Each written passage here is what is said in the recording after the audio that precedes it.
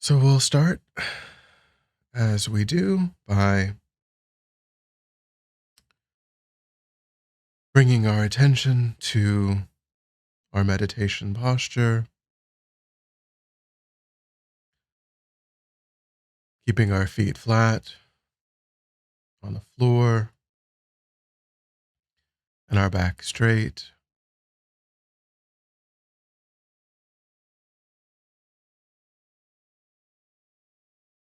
our hands in the lap, right over left, with the palms upturned and the thumbs gently touching against the body.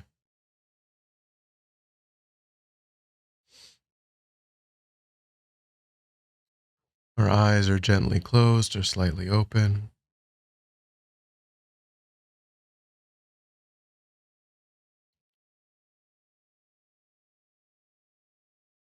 Mainly, we want to keep an awareness of not hunching over, not slouching down, not leaning, keeping the torso open and upright,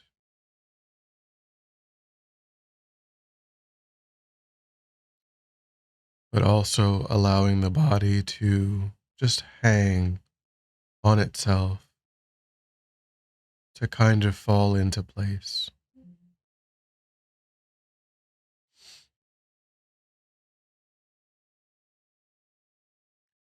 So scan through and see if you're holding unnecessary tension and relax it.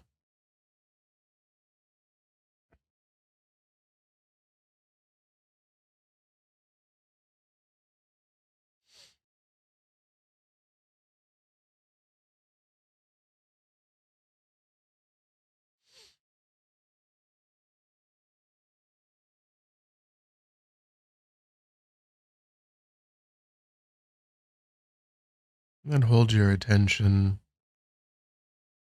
just to the body and mind, letting go of the world outside. No need to follow sights or sounds.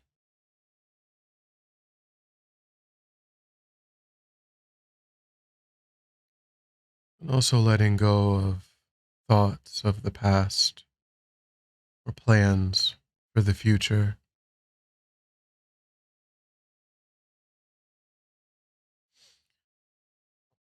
Nothing to do aside from the meditation in the present moment.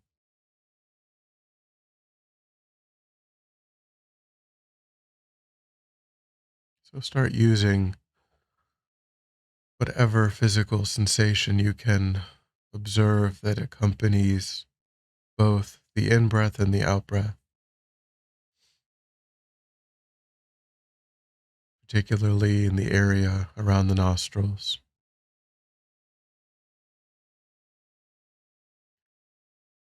And just try to notice if anything arises in the mind that isn't that sensation and let it go. Gently lift your awareness up from that distraction and gently place it back again and again on that present moment physical sensation.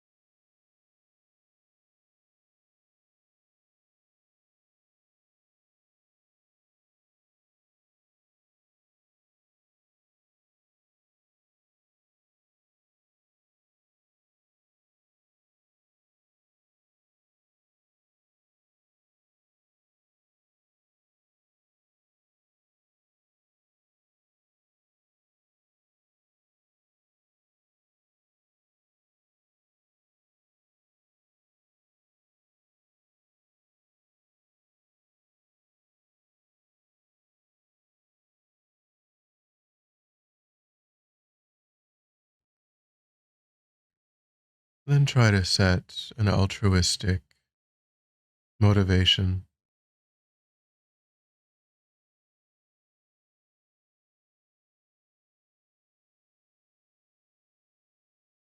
intentionally cultivating a very wide circle of concern,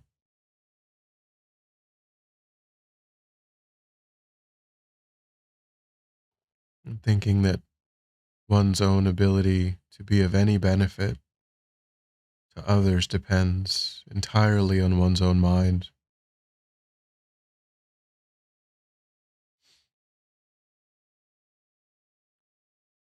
As long as the tendencies and the habits, the familiarities that we are most familiar with are not the most constructive, our ability to be of benefit will be limited.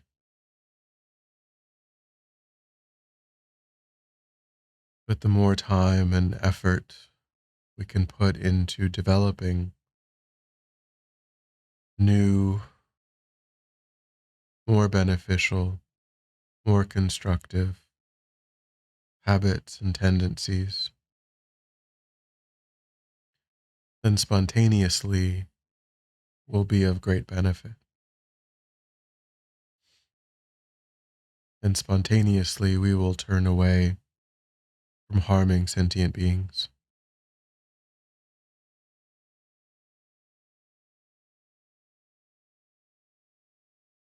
I think that's the main purpose of our time.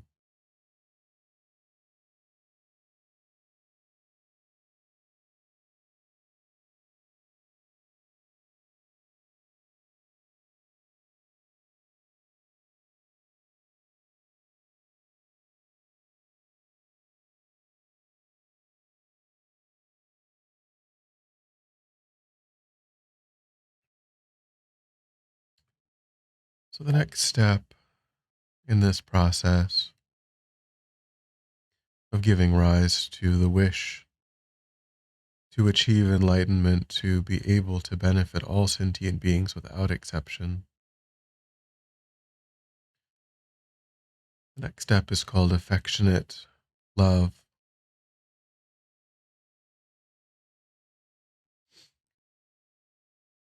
This follows after recognizing that all sentient beings have played the role of the mother in countless past lives,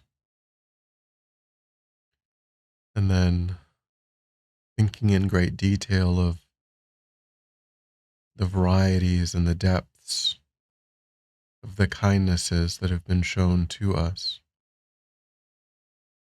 by that kind of caregiver,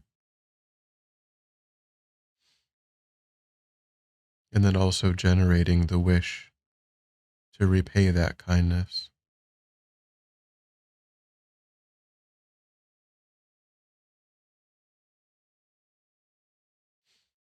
Rinpoche Rinpoche says that affectionate love is the kind of love that a mother feels when looking at her only child.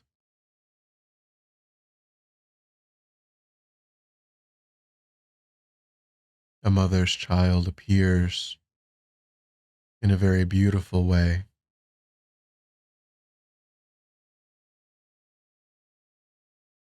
So we're meant to perceive all sentient beings in this beautiful, glowing way.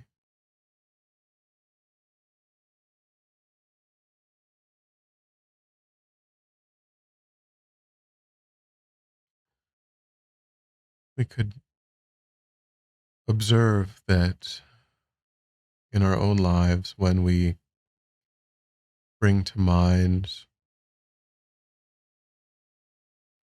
what we perceive of as faults in others or shortcomings in others,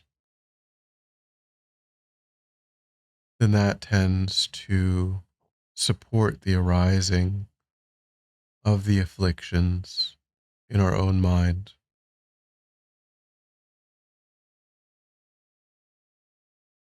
That tends to activate ill will jealousy, covetousness, maliciousness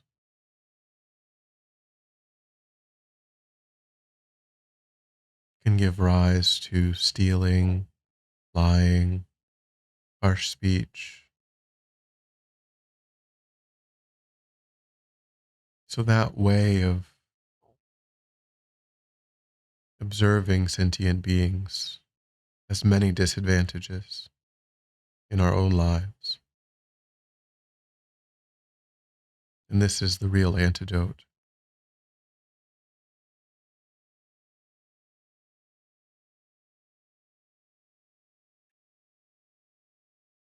Focusing when we observe a sentient being, focusing on their kindness.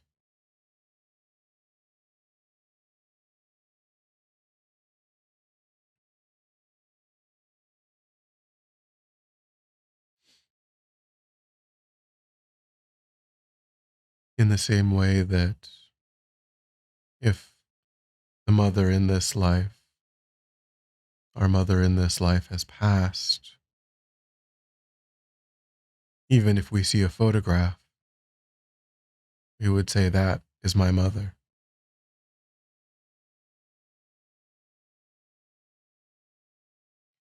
So that role survives death.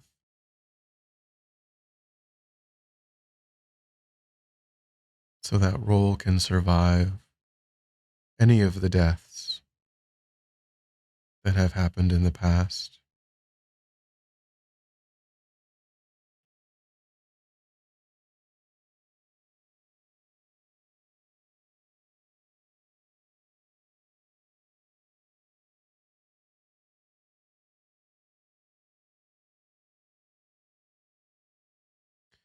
Rebbe Rinpoche says that if we do those previous steps well, that this affectionate love will be spontaneous.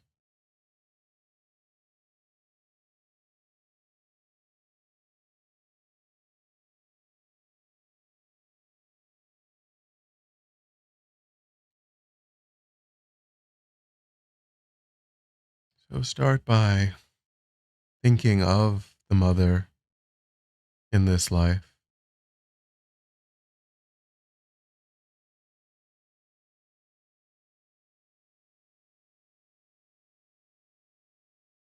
And again, recollecting the ways in which you can recall her kindness,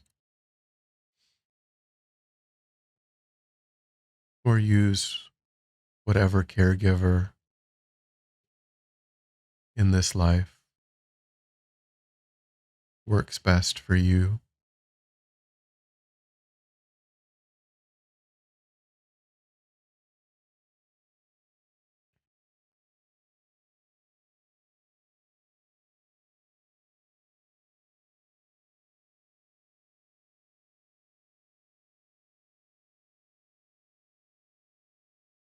When you analyze those kindnesses,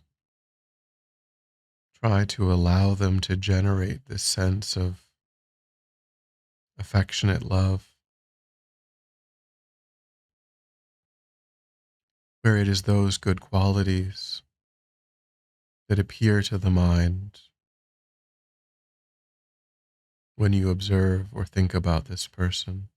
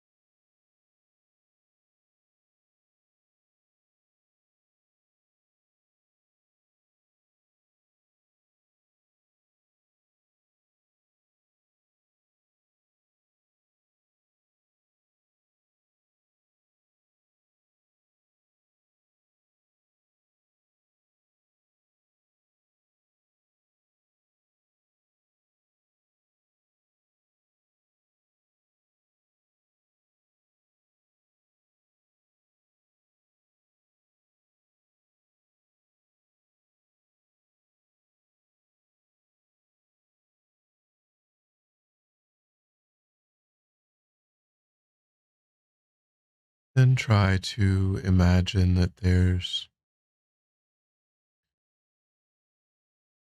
maybe 5 or 6 people in front of you, a couple friends, a couple people you barely know, and then a couple people that agitate you.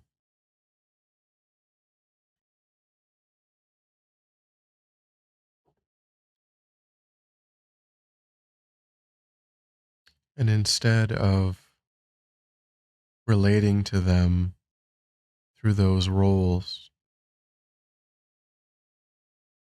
try to intentionally bring to mind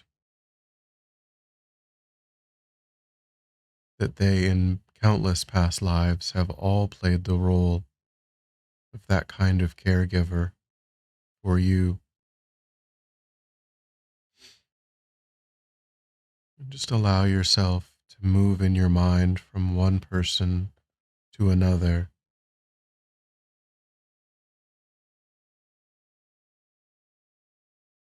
trying to focus only on those good qualities and allowing that focus to generate that affectionate love.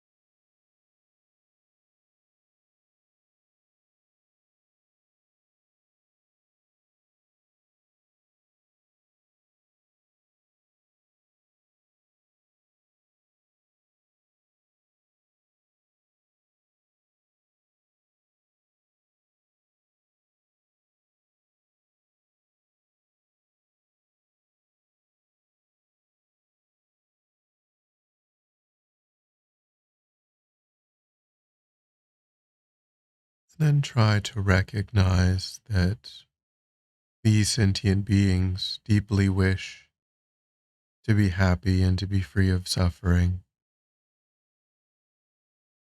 just like all sentient beings.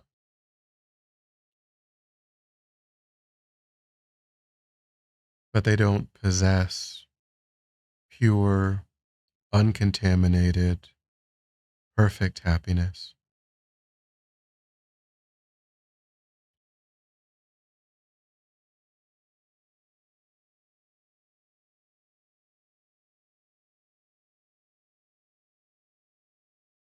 So then think again that part of wishing to repay that kindness involves wanting them to have that perfect, uncontaminated happiness.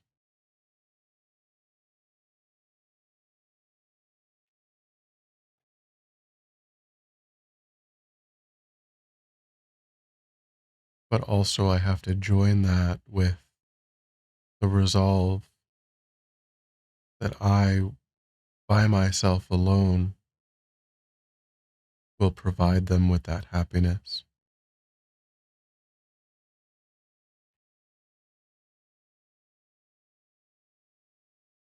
So try to go through those steps and arrive at that resolution, that resolve.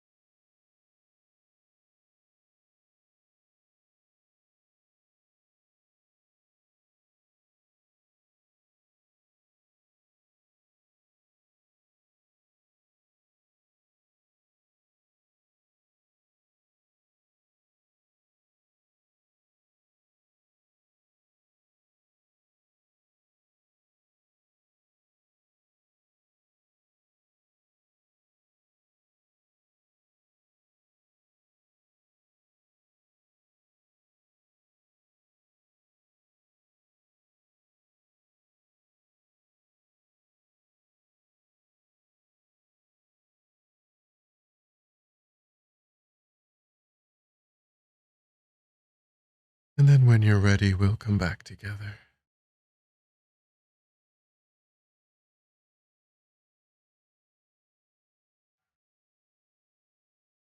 And then we'll dedicate. So recollect your altruistic motivation and think by engaging in this meditation, you've tried to find a method to actualize that motivation. And that's created a lot of positive energy in the mind. I think very strongly that you want it to ripen in the best way to provide the happiness that you've meditated upon to all sentient beings, to provide all temporary and ultimate happiness to all sentient beings. Thinking very strongly, may it ripen as the principal cause and condition to realize bodhicitta, and on the basis of that to achieve the state of enlightenment for the benefit of all sentient beings.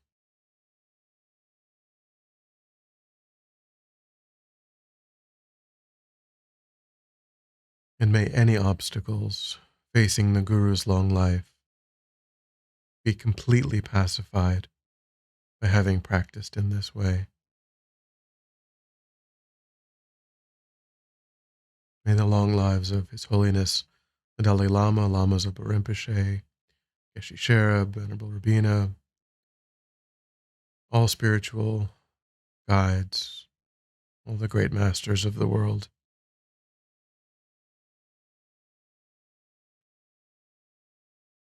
may their lives be long and stable, without obstacle.